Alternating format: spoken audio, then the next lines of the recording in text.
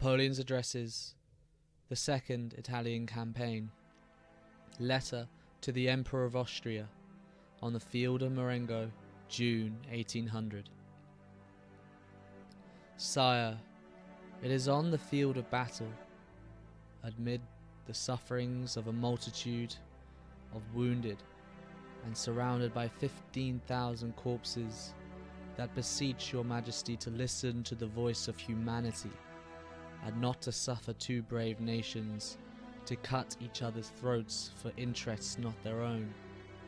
It is my part to press this upon your Majesty, being upon the very theatre of war. Your Majesty's heart cannot feel it so keenly as does mine. For what are you fighting? For religion? Then make war on the Russians and the English, who are the enemies of your faith. Do you wish to guard against revolutionary principles? It is this very war which has extended them over half the continent, by extending the conquests of France. The continuance of the war cannot fail to diffuse them still further. Is it for the balance of Europe?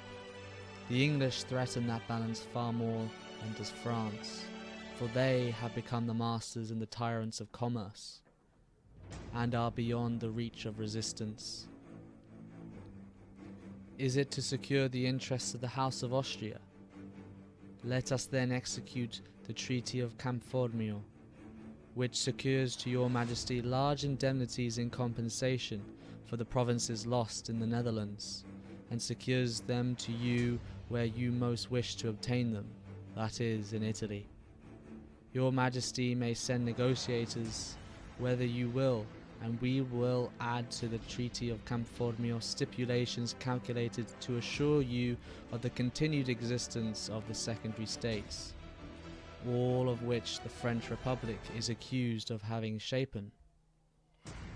Upon these conditions peace is made, if you will. Let us make the armistice general for all the armies, and enter into negotiations instantly.